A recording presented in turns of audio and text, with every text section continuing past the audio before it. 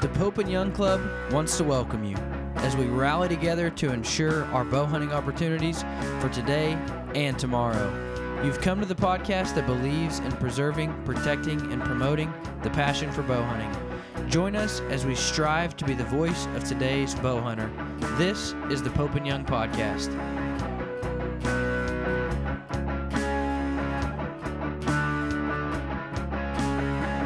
All right, everybody, welcome to the Pope and Young Podcast. I'm joined as always by my co-host Tim Rzuski, Director of Records here at Pope and Young, and we've got Chris Krampe. We just wrapped up our event in Texas at College Station, and at that event, 2 panels were held for 2 potential new world records. Well, I shouldn't say potential, special panels, because now they are confirmed, and one of those is Mr. Chris Krampe with his world record, Roosevelt's elk in velvet. Chris, man, congratulations, dude. From myself, I know I can say it from Tim, from all of us at Pope and Young. Congratulations, dude. It's a beautiful, beautiful bull. Well, thank you. I appreciate it, and I appreciate everything y'all do. And I was just lucky, I guess. I bow hunt a lot, but you don't typically go out every day thinking you're going to shoot a world record, especially when I hadn't really hunted Roosevelt before, so for the first time hunting Roosevelt, it was pretty special. Now, I know you went with an outfitter. Did the outfitter have any idea? I mean, was he like, dude, there's a giant bull in here? Or was this just a complete, like, I stumbled upon a giant? Okay, so I wasn't even supposed to go on the hunt. The outfitter was booked, and I had a friend that had gone with him before, and he said, hey, you need to try this. Well, it's another Tim. So when I say Tim, we have so many Tims. And you need to, you ought to try him. Have you ever hunted Roosevelt before? I said, no, I haven't. I said, but I'd like to. He said, well, give him a call and maybe you could get on his list. So I called, thinking I was going to get on his list. And of course, yeah, he was full. And I said, well, just put me down and, let me know. And lo and behold, I don't know, a month or so went by and he calls back. He says, hey, I got canceled. Do you still want to come? And I hadn't booked another elk trip for that year. And usually I do have an elk trip, but I just didn't do it. And he said, hey, well, he gave me 2 options. He said, you can go with the first of the year. There's a good chance they'll be in velvet, but they won't be bugling. A lot of people like to do the whole bugling thing, and you can come later. I said, well, I just want to kill a good Roosevelt. He said, well, why don't you come the first week of August? I said, okay. So that's how it happened. I left Louisiana at, the temperature was 104. I got there, it was 50. Oh. And it was, I felt like I walked into the Arctic. I was looking for my jackets and my hoodie and so that made it really nice. Let me that say was this something year, here, Dylan. Yeah, Dylan, don't let Chris fool you. He went with Tim Carpenter, who happens to have the world record himself in the hardhorn category. Yeah. I think Tim might have known some big bulls around the property, but the key here, if anybody hasn't picked this up yet, is that this is a bull in velvet. There are not very many places that you get to hunt Roosevelt's elk. There aren't very many places where you get to hunt Roosevelt's elk in velvet. And that opportunity alone, what a blessing that phone call was. Hunting with a great guy that's established himself and well known for Roosevelt's there in California, in Humboldt County. Yes. I'm not shocked that we have a new world record in Roosevelt's velvet. I'm shocked that it's this size. Now, how big is the hard-horned world record? How big is Tim's hard-horned world record? 394. It's huge. Yeah. Yeah. And just the opportunity to get to hunt them in velvet.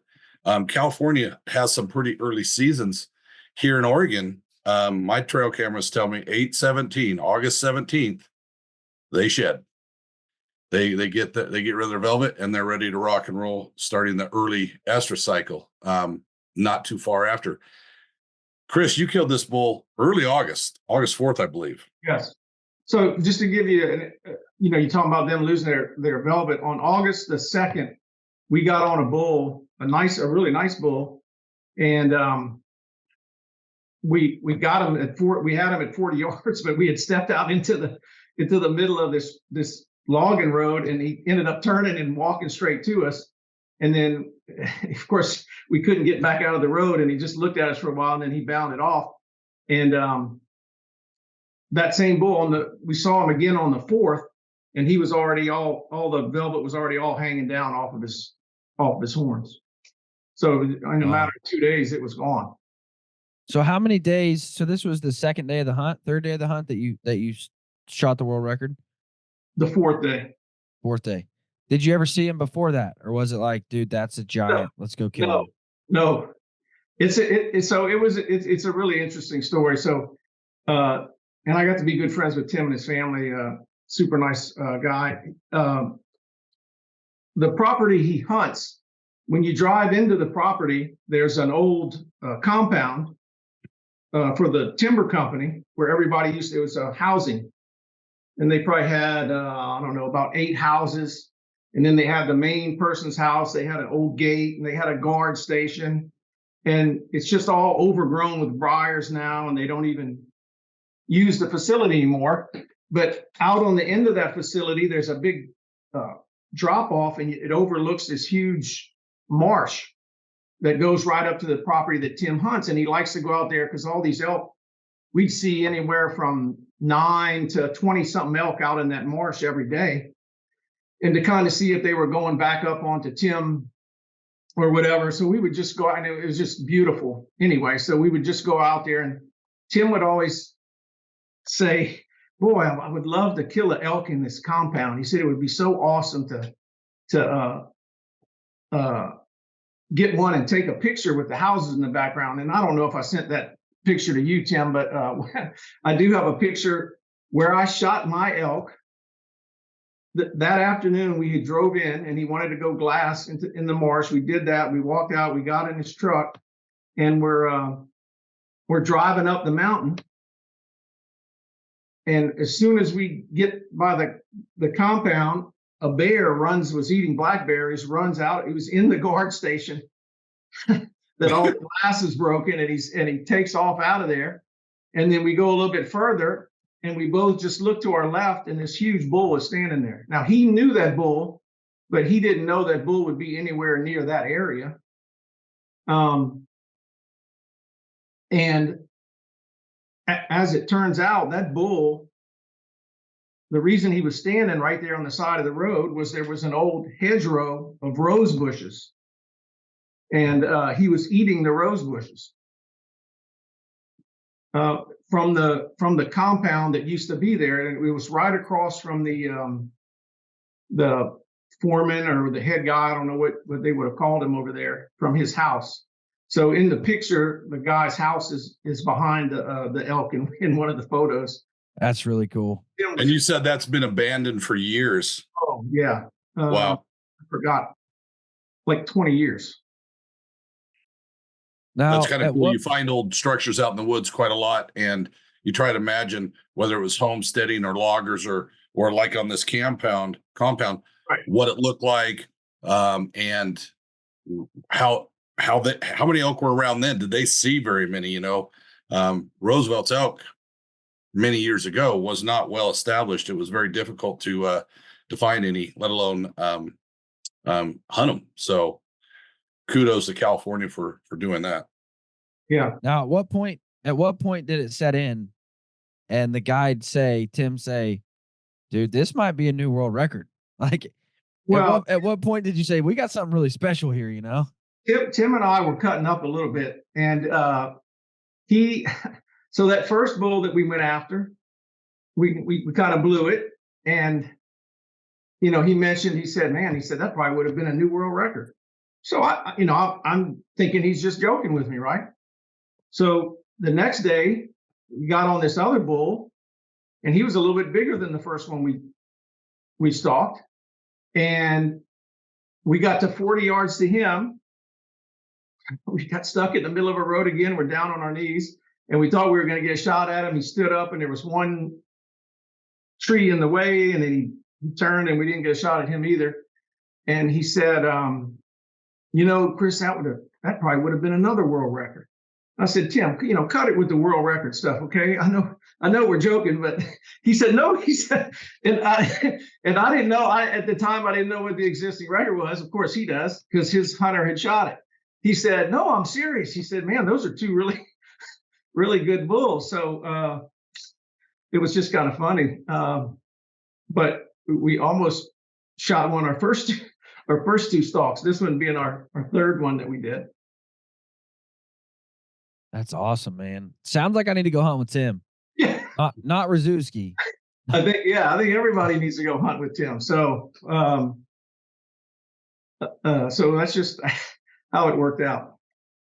So Tim, what was the final score? The new final score after the special panel is 324 2/8. Yeah. What is that? What does that pass the pass world record by? Well, you have to put this into perspective. One, to kill a Roosevelt in velvet is so rare that there's only 2 in the Pope and Young record book. And in California is really the only time and opportunity you get to. As he mentioned, Tim Carpenter had a client who had the previous one. And I believe that bull was in the 260 range. So 247 5/8. Yeah. So significantly larger. Jeez. Anybody he did it with a gets an recurve, opportunity as at a Roosevelt bull in velvet with their bow. You're going to be in the top 5, no matter so long as it qualifies. And that's really the neat thing about this new velvet category. People are trying to pursue them, but some of them are just difficult by the nature of the hunting regulations and the limited accessibility to some species. But this bull is, if this bull had been hard-horned, many panels, many conventions, we have called Roosevelt elk to panel hard-horned that were smaller than this many times. Yeah. This bull would have likely been called to panel if it were hard-horned. So this is not a small bull. This is a very great Roosevelt. And it's a classic too. Has 2 beautiful crown points. That's exactly what I was going to say. Yeah. It's exactly what you want to see in a world record. Like when you Google in a world Roosevelt, record, just in general. Yeah. Yeah. It's a picture perfect elk, but like, and I'm not going to name any names, but some of the world records are just ugly. Like some of the world records they're flat out ugly. And you're like, man, that's not what you want to see. But this bull is picture perfect. When you Google world record Roosevelts, that's what you want to see. I can tell Dylan doesn't have any world records. Oh no, I don't. And Tim, from when they first scored it, if I'm correct, there wasn't many deductions. No, this bull only has 5 inches of deductions. Remember, in Roosevelt elk, crown points, anything in the region of the G4 or higher that might be abnormal on another, like on American elk, is considered a crown point. And these 2 crown points of yours come perfectly out of the webbing above the 4th. They look great. They're just classic. And then also on Roosevelt, there are no differences calculated on G5, G6, G7, any points after the G4. So any difference that may have been had in your G5, we don't do that in Thule and Roosevelt's elk. This bull has a very classic inside spread of 38.5 inches. I've studied records for years, and an average 300 class American elk is 38 inches inside spread. This one is 38.5. We did find on the special panel that the original measure may have been nervous and a little conservative on a couple of the point lengths, and we found a little bit of difference, which was to the benefit of your bull. But that's not the point of special panel. The point is we want to verify that what he said was crown points, what he said were typical points, were actually correct.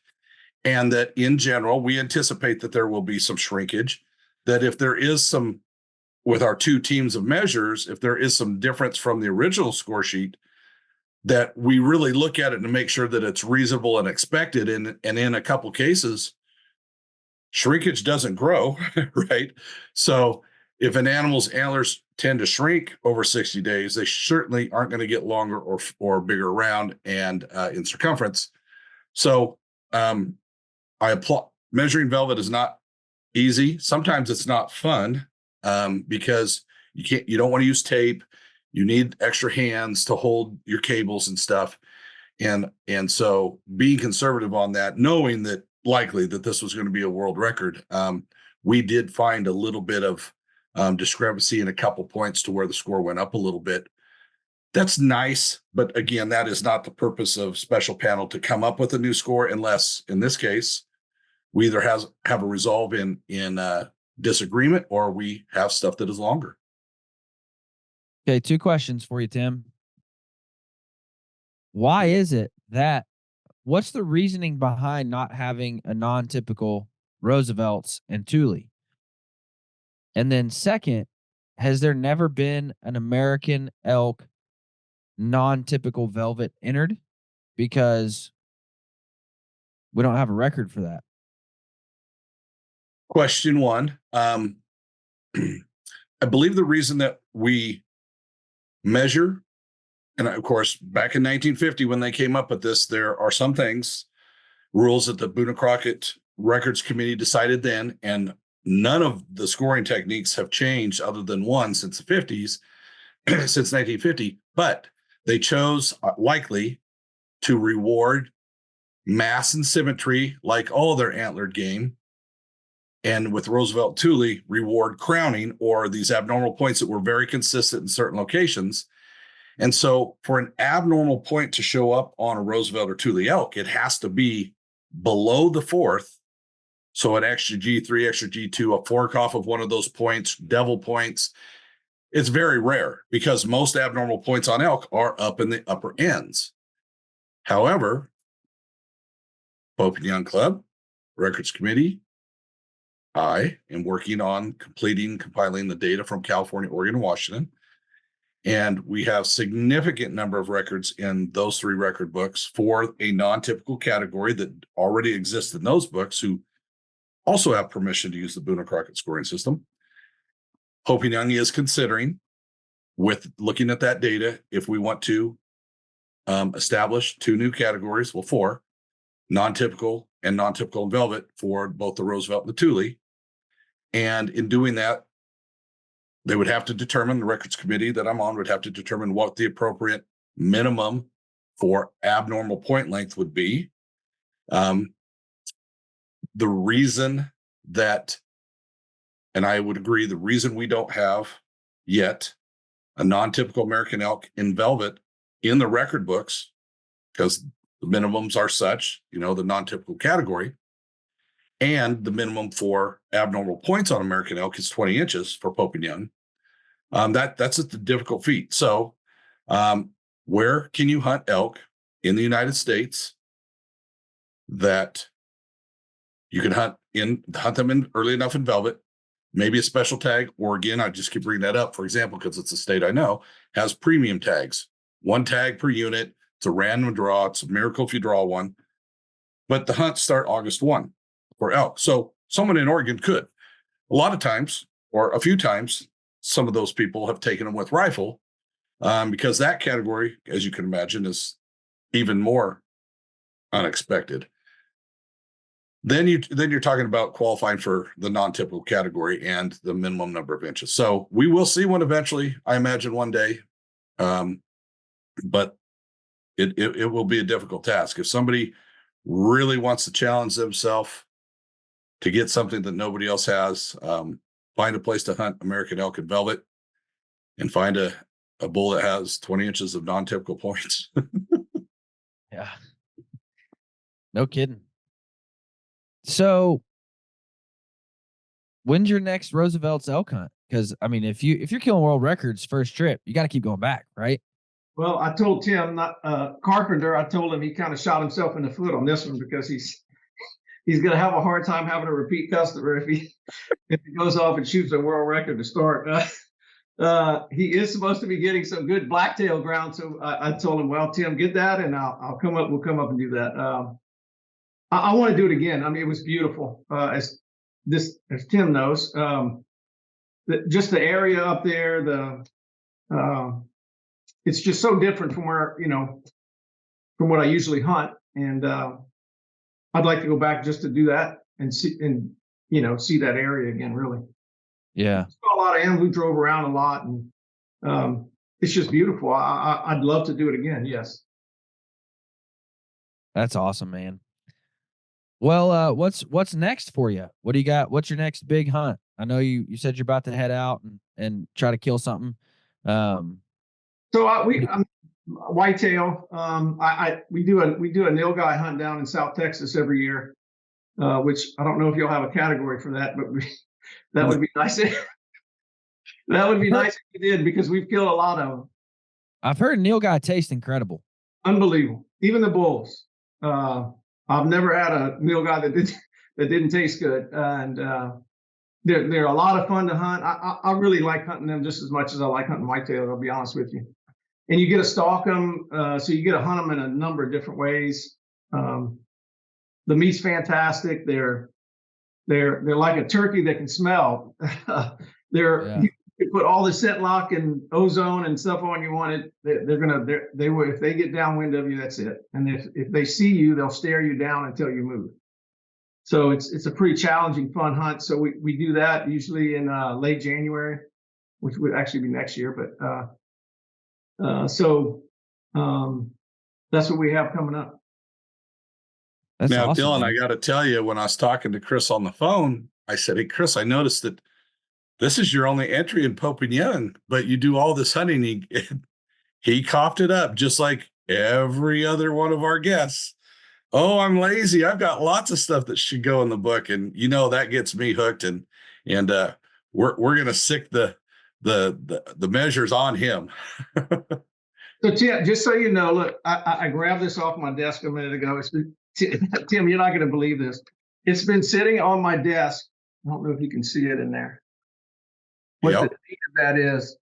That's in 2000.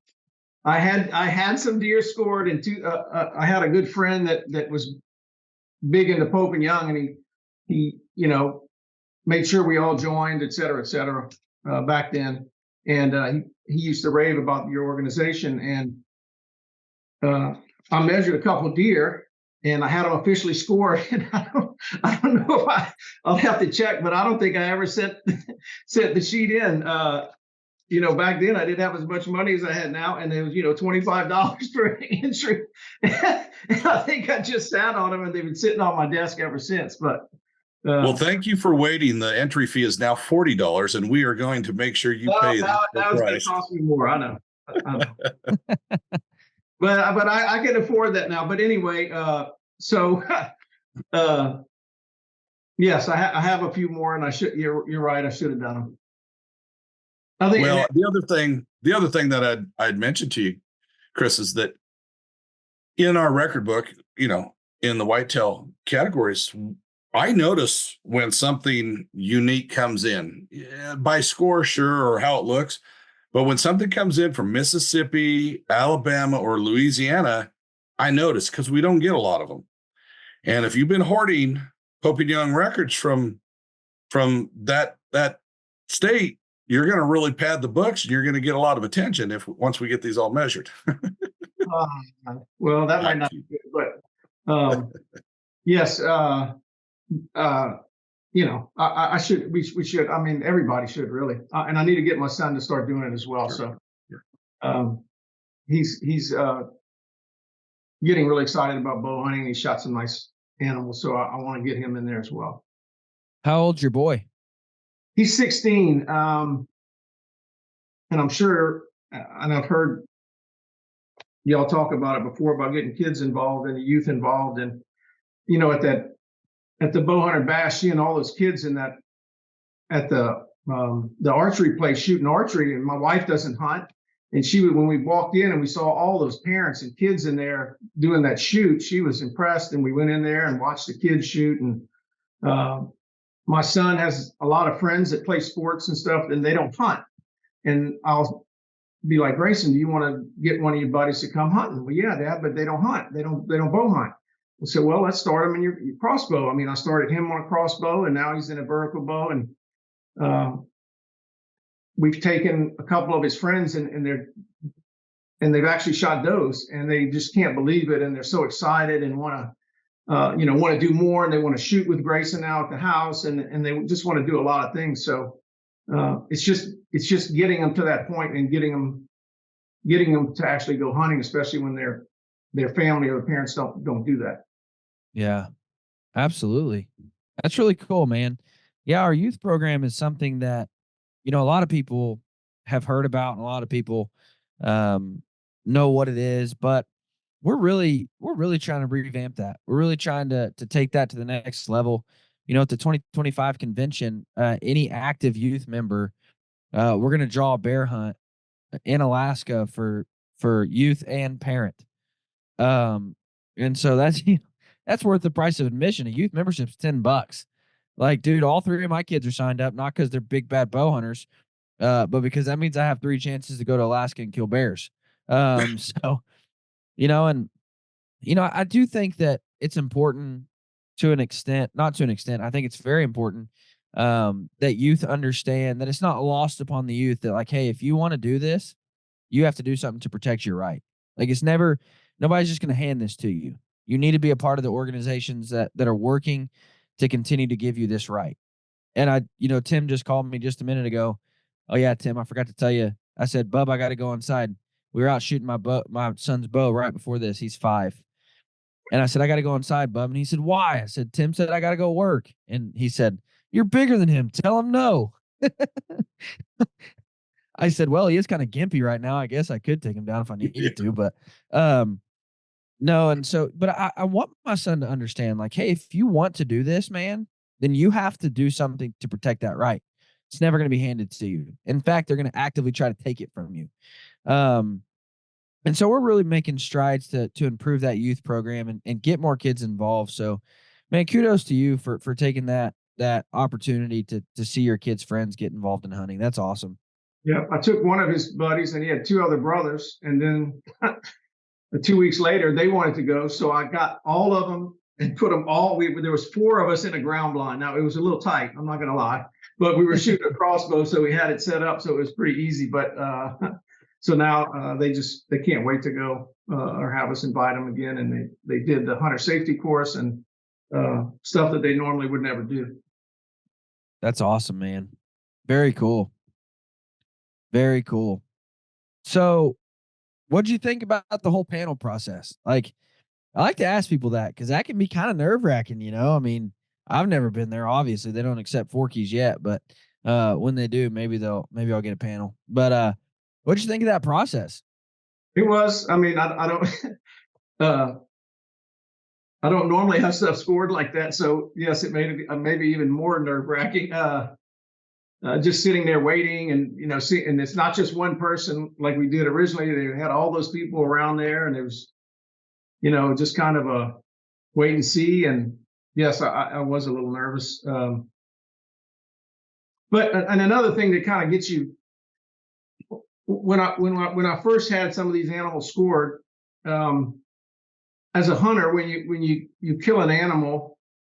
And you're really excited about it, and you get this great score, and then all of a sudden you see all these deductions. That is a little deflating sometimes to hunters. I understand the point of it and how you get to that final score.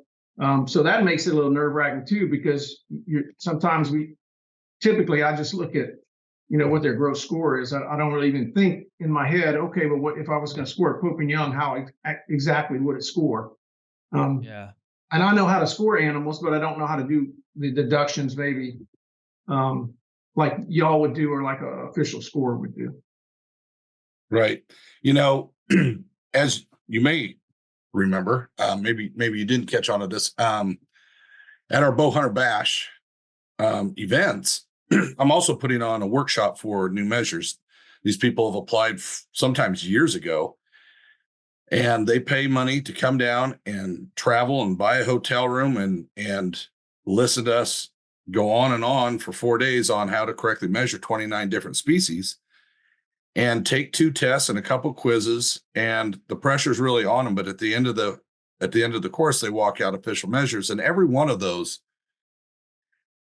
students that come out of the class, most, just because of the odds, are whitetail, live in whitetail country where there's mostly going to be whitetails measured. Right. And every one of them come out of the class saying that I thought I knew how to measure whitetails, and I learned so much that I didn't know. And I think for those that get hung up on, well, my buddy, we say this all the time on the podcast and in jest, well, my buddy or my outfitter thinks this. There are a few outfitters that really know how to measure, sure. And there are taxidermists that know how to measure, and there are hunters that know how to measure. But there can be circumstances and rules that they don't know about a particular situation with some antlers or skull or horns, that because they didn't know it, then it frustrates them. And then it's like a crutch. People will fall back on, well, I really only care about the gross.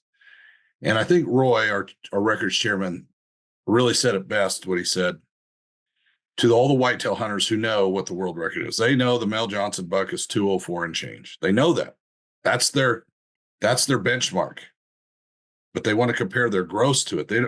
You ask them, you go, well, what the Mel Johnson buck gross? They don't know.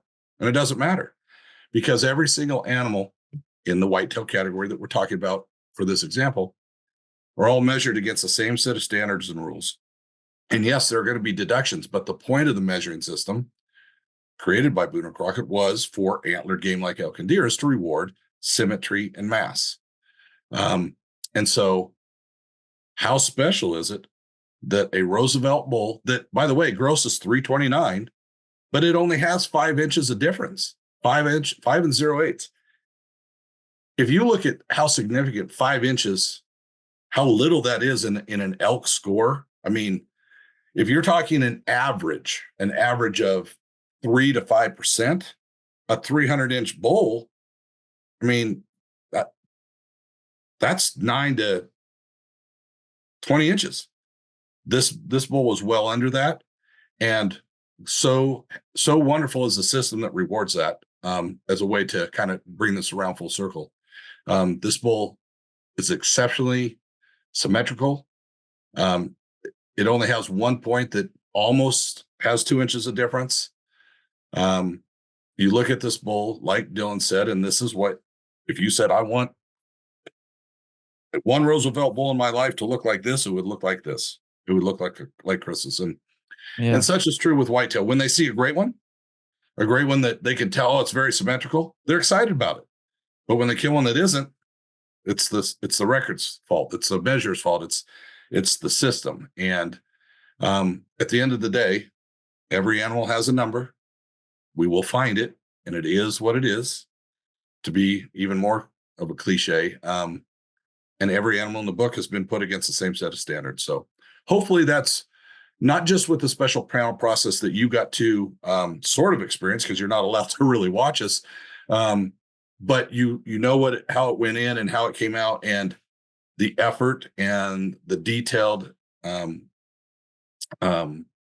hours and time that we put into it, that at the end of the day, I hope anyone that has their animals officially measured by an official measure for Pope and Young, Boone and Crockett, or their state local book, let alone a special panel or our panel judging for convention, I hope they respect that it's not just a few simple measurements and a little bit of math. There's a lot to it.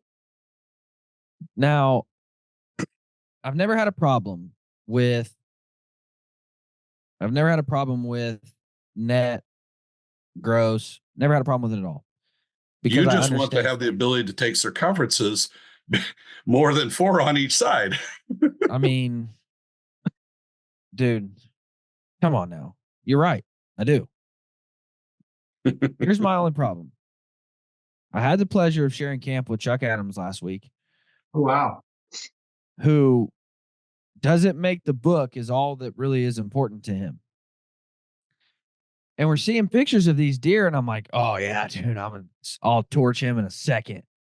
And Chuck's like, yeah, but deduction, he doesn't make the book. And I'm like, oh, dude, no way, man. I mean, it's 140-inch whitetail, but the deductions drop it. And I'm like, dude, I can't wrap my head around that. Like I can't wrap my head around, well, because of its deductions, it's not big enough. You know what I mean? Because it still has X amount of horn on top of its head. Now I get why we do it, and I know the benefit of it. But I just can't in my mind wrap my head around not shooting something because of deductions. You know what I mean? It's not for everyone. You and I both aren't that guy. I see something that is big to me. It's bigger than anything I've ever shot. Oh my gosh, that's sort of my standard. If it's a 4-point blacktail, doesn't matter what it scores.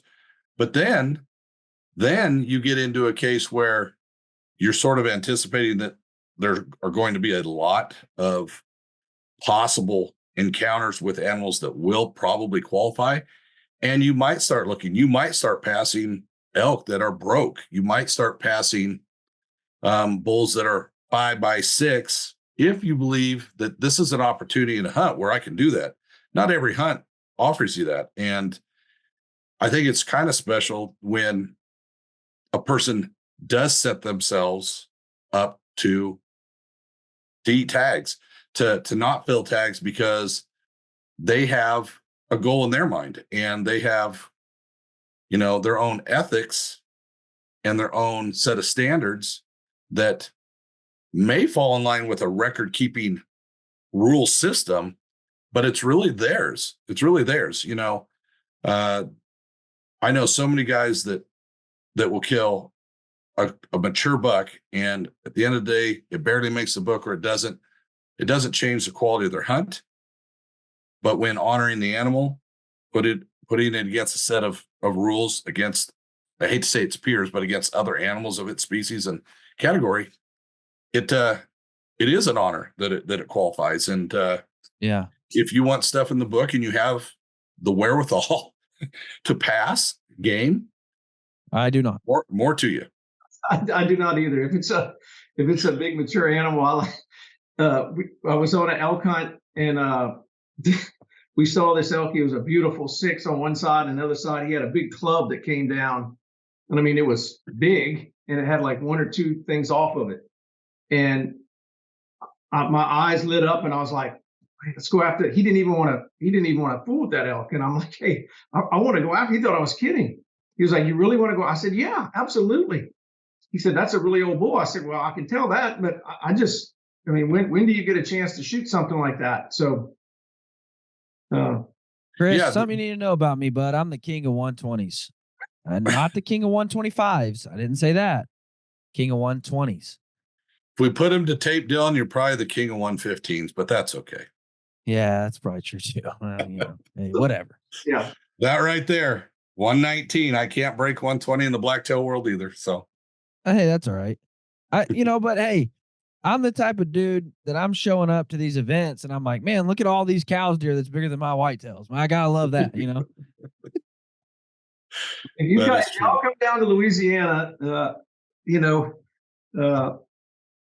they call people down here coonasses for a good reason. They're very crafty, and when you hang a ring on something, you say you can measure it. But if it doesn't hang, you can always take the rack and turn it to the side, and it will hang.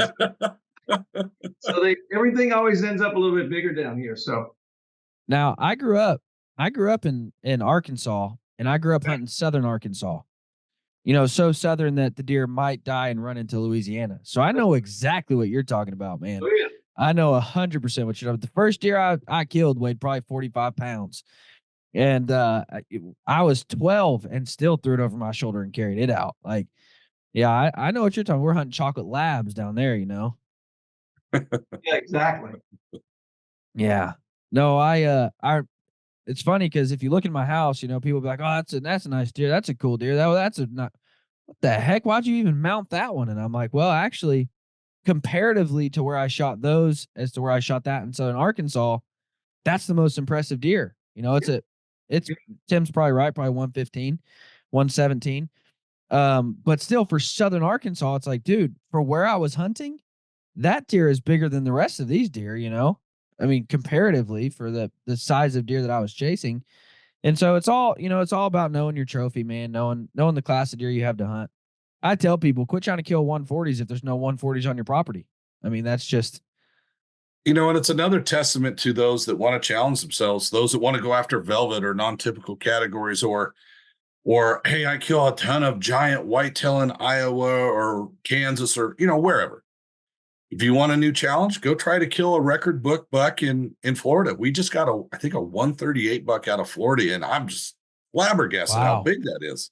Yeah. Wow. And my good friend here in Oregon, Blair, he killed a really nice whitetail in Eastern Oregon while he was on an elk hunt, spotted this buck, obviously had a deer tag. And when it was all said and done, it come out at 138 and something. It's number 10 in Oregon and Wow. number 5 in Oregon in Pope and Young. So obviously, there's some animals that are in some books that aren't in others, but big whitetail aren't always 200 inches in every location. And we know that's true with mule deer and even Sitka blacktail. Different islands definitely have more what we would call quality or size than others. It happens with black bear skulls and moose. So yeah, keep it in perspective. But if you still want to pass bucks, more power to you, because I know in Wisconsin they love to say, let it grow, let it, pass it and let it grow, Let it or die. or something like that. And the Wisconsin's known for having some big bucks, and a lot of them, and good for them, for those that can do that. Never mind. I won't get into it. Next. There's a little kids movie, and they're basically trying to plant a tree, and one of the guys is singing "Let It Die," and everybody else singing "Let It Grow." That's me. I'm the one singing, well, let's just kill it now. We might as well kill her now. I mean, hey. So one question that I ask everybody, Tim has his own question. One question I ask everybody is, when you're out killing new world records, or when you're out chasing Nil Guy, whatever you're out chasing, what's one non-traditional hunting item that you always have with you? Not your knife, not your binoculars, but what's one non-traditional hunting item that you never go in the field without? Non-traditional hunting item. That awesome Pope and Young hat should be your answer. I'm just kidding. Well, I really like this hat.